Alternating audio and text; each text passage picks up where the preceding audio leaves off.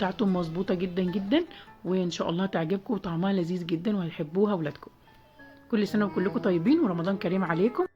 مستمرين بإذن الله في وصفات الحلو لرمضان 2023. عملنا مع بعض الكنافة بحشوة مميزة جدا، وكمان النهاردة تاني وصفة معانا اللي هي الرموش.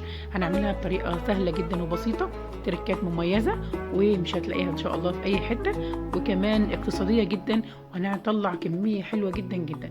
وبإذن الله تعتمد الوصفة دي في رمضان إن شاء الله. تابع الفيديو للآخر وبإذن الله هتستفادي جدا. يلا بينا نبدأ في المقادير ونبدأ في الفيديو بتاعنا ونشوف عملنا الرموش الجميلة دي إزاي. يلا بينا.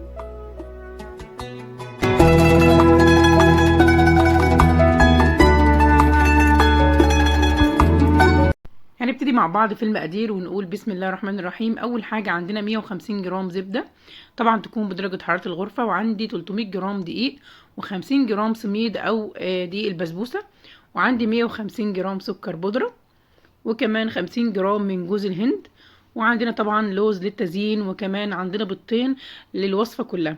يلا بينا نطبق الوصفه ونشوف هنعمل ايه. اول حاجه عندي اللوز، هحط عليه كميه كده صغيره من العسل، تمام، عشان خاطر لما نزوق بيه يثبت معايا على القطعه، وكمان هيدينا شكل حلو جدا زي اللي بتشوفوه في المحلات، وهيدي كده لمعه حلوه جدا جدا. اول حاجه بعملها بحط الزبده وهحط عليهم السكر البودره. طبعا الزبده زي ما قلت لكم بدرجه حراره الغرفه. هنقلبهم كويس جدا بمعلقه، مش محتاجه عجان خالص، لان هي مش محتاجه عجن كتير مننا او ضرب كتير. هنبدا كده بالمعلقه نمزجهم مع بعض كويس جدا جدا زي ما شايفين معايا. هنمزجهم كويس جدا جدا، وبعدين هنبدأ ننزل بباقي المكونات.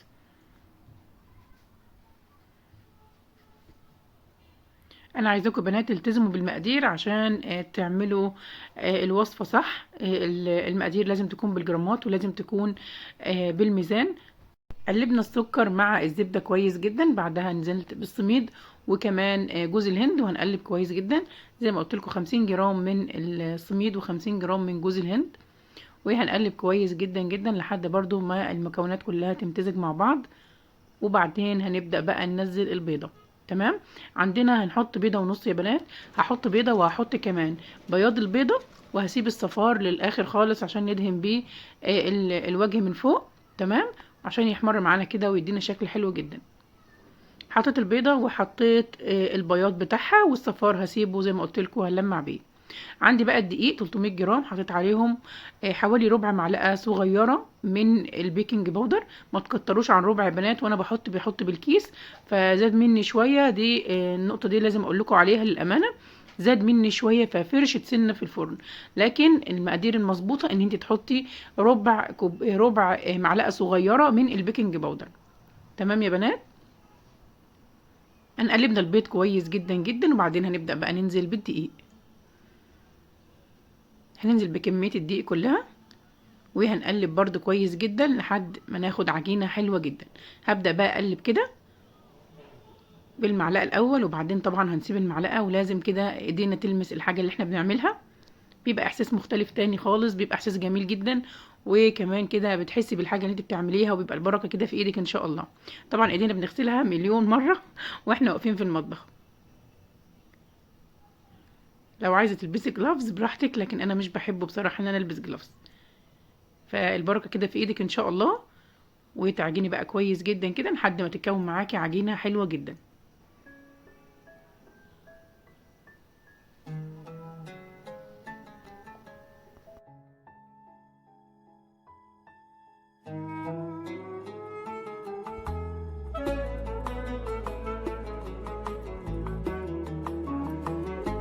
عجنت العجينه زي ما شفت كويس جدا. هبدا بقى اخدها كده وانزلها في طبق عشان نسيبها ترتاح شويه، وبعدين هنبدا مع بعض نشكل.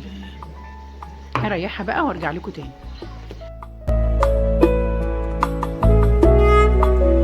بعد ما ريحت العجينه حوالي 10 دقايق، هبدا بقى ان انا اجيب الصواني ونبدا نشكل مع بعض. طبعا اللوز حطيت عليه عسل زي ما شفتوا في الاول، وبدات ان انا اقلبه كويس جدا جدا، واغلف كل حبايه لوز بالعسل. تمام يا بنات، عشان تدينا لمعه حلوه وفي نفس الوقت تثبت على القطعه بتاعه الرموش بتاعتنا. هبدا بقى ان انا اشكل بالشكل ده.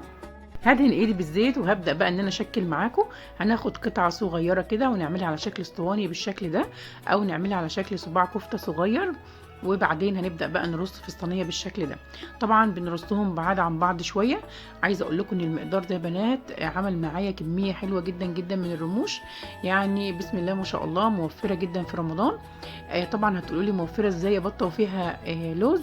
هقول لك عادي جدا، ممكن تشتري من اول 10 جنيه لوز، يعني ممكن تشتري بس على قد الوصفة. انا فعلا بعمل كده لما بيكون عندي شغل وبيكون معايا بس يعني محتاجة بس مقدار صغير من المكسرات، فبجيب على قد المقدار بدل ما ان انا اكلف نفسي واروح اجيب ربع او نص او كلام من ده. لا، بجيب بالظبط على قد الوصفه، مفيش اي مشكله. ومفيش اي مشكله عند البياع ان هو يديها لك، سواء عند العطار او عند اي حد بيبيع مستلزمات الحلواني، او كمان ممكن تجيبيها من المحمصه. تمام يا بنات؟ يعني سهلي على نفسك الدنيا وان شاء الله الدنيا تبقى بسيطه وسهله. بقول لكم المقدار ده يا بنات عمل معايا كميه حلوه جدا. عمل معايا صينيه مقاس 40 وصينيه مقاس 20، بسم الله ما شاء الله، يعني كميه محترمه جدا. تقدري ان شاء الله تعتمد الوصفه، وممكن كمان تحتفظي في الفيديو وتسيبيها كده عندك، يبقى تعمليها في او تحطيها في من ضمن المنيو بتاع رمضان، وتبقى معاكي وصفه بسيطه وسهله. ان شاء الله تقدري تعمليها لاولادك ويحبوها جدا جدا. طبعا الرموش قريبه جدا من طعم البسبوسه، فهتبقى حلوه جدا لكل الناس اللي بتحب البسبوسه. هخلص بقى الصينيه كلها، وبعدين هنبدا بقى ايه، نزين مع بعض او نحط اللوز مع بعض. بصوا يا بنات، في الاثناء دي بقى انا بكون مولعه الفرن. قبل يعني اول ما بدات ان انا اشتغل، بدات ان انا اولع الفرن. وطبعا عملت شربات خفيف. الشربات بتاعها بيبقى زي شربات البسبوسه. طبعا قبل ما اشتغل في اي حاجه بدات ان انا اعمل الشربات الاول، عشان الشربات بتاعها بيبقى بارد. هو بيبقى زي بتاع البسبوسه بالظبط بس بيبقى بارد. تمام يا بنات؟ يعني بنبدا الاول نعمل الشربات. طبعا مقادير الشربات البسبوسه معروفه، بتبقى النص بالنص، يعني كوبايتين من السكر عليهم كوبايتين من الميه، ومعاهم عصره الليمونه. تمام؟ بيقعد على النار حوالي 5 دقايق بالظبط، وبعدين نقفل عليه ونسيبه بقى يبرد خالص، عشان لما تطلع من الفرن نبدا ان احنا ايه، نسقيها. تمام؟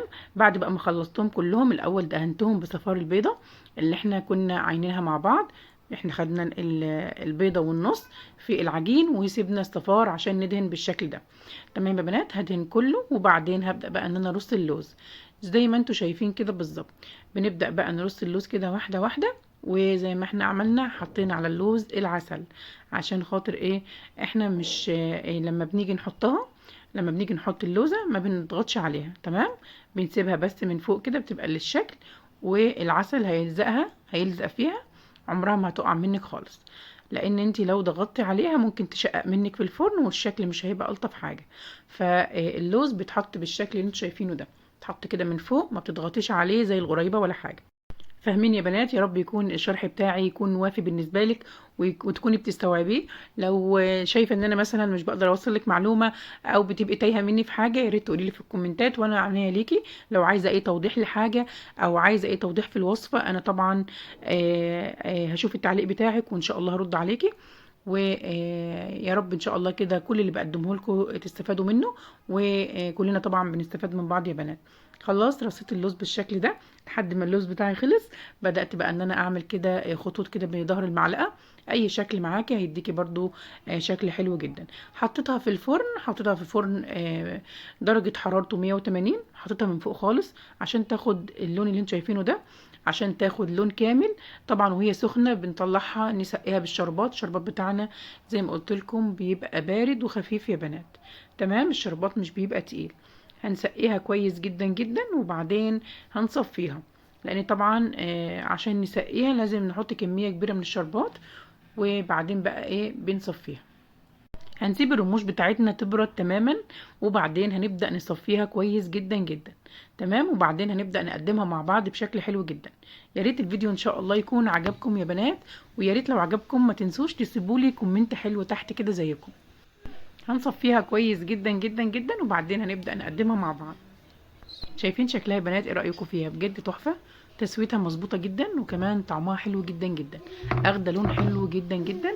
وزي ما قلت لكم اللوز ما شاء الله ثابت فيها زي وجميل، وكمان بيلمع جدا، ومقاديرها مظبوطة جدا يا بنات. اتمنى تجربوها بجد. انا بتمنى ان انتوا تجربوا الفيديو ده، لان المقادير بتاعته مظبوطة جدا جدا، وان شاء الله تعجبكم وطعمها لذيذ جدا وهيحبوها ولادكم.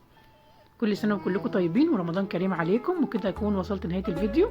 يا ريت لو عجبك الفيديو ما تنسيش تعملي لايك وشير وتسيبي لي كومنت كده حلو منك، وكمان تقولي لي انت بتتابعيني منين. كل سنه وانتم طيبين ورمضان كريم عليكم. انتظروني في وصفات حلوه جدا جدا هتعجبكم ان شاء الله. يا رب ان شاء الله يكون الفيديو عجبكم وافادكم. اتمنى تجربي الوصفه وبعدين ترجعي في التعليقات تقولي لي ايه رايك فيها. اشوف وشك على خير ومع الف سلامه. باي باي.